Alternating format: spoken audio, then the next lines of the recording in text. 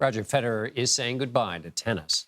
In a letter he posted on social media Thursday, Federer said he will retire after next week's Laver Cup in London. The 41-year-old decided it was time to step away, citing challenges in the form of injuries and surgeries. The Swiss great won 20 Grand Slam singles titles and is considered one of the best to ever hold a tennis racket. And to talk about his career, Gill Gross joins me now. He's a broadcaster at the Tennis Channel. Gill, I'm going to ruin your day by saying, why was he so great? Why? I mean, that's because it's a huge question. It is a huge question, and thanks for having me, John. He is the most well-rounded player perhaps the game has ever seen, and that's why it's such a tough question. But, you know, there were certainly elements of the way he moved around the court. He was almost gliding around the court like a ballerina. Nothing was difficult for him. His technique was on point. He had so many different tools. He had one of the all-time great serves, a tremendous forehand that he used as a weapon as well. But at the end of the day, it's hard to poke holes in the game of Roger Federer, and that's what made him so great. So, Gill, I want to ask you about two things. One is that he had such a long string at number one. What does that mean? Yes, you have to be good on the court, but doesn't that require a certain kind of mental toughness? And then the second question is about adaptation. He came back from injuries. He changed his game during different parts of his career. But start me off with that mental toughness required to be number one for so long.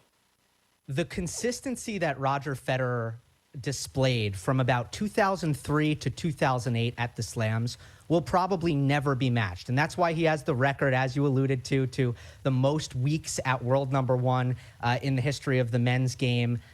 It was almost automatic. He was in quarterfinals, semifinals, every single time. And guess what? You can't have a bad day in tennis. It's just you. There's no teammates to pick you up. If you have a bad day in the office, you're going to lose. And for Roger Federer, they were almost never occurring for a long stretch of time. And in terms of adapting his game, you know, the longevity is incredible. The conversation we're having right now about Roger Federer retiring is a conversation some people thought we'd be having as early as 2010, 2012. I know that sounds insane, but it's true. He made major adjustments on his backhand to try to adjust to Rafael Nadal's game, one of his chief rivals. But it's how healthy he was able to keep his body that really enabled him to have success late into his 30s, John. And Gill, quickly at the end here, off the court, he was also admired in a kind of extraordinary way. Why was that?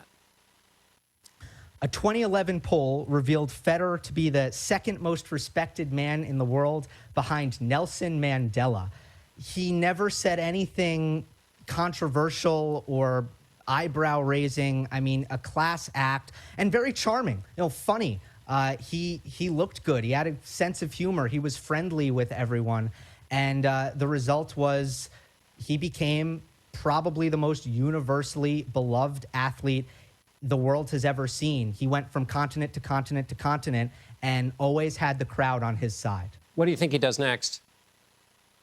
I think he's a CEO type. I don't think he's going to go into coaching. I think he's going to trade in his tennis shorts for like a really nice pair of slacks. He has his management firm called Teammate, where he's invested in tournaments like the Laver Cup. He's invested in the shoe company On and developed his own shoe.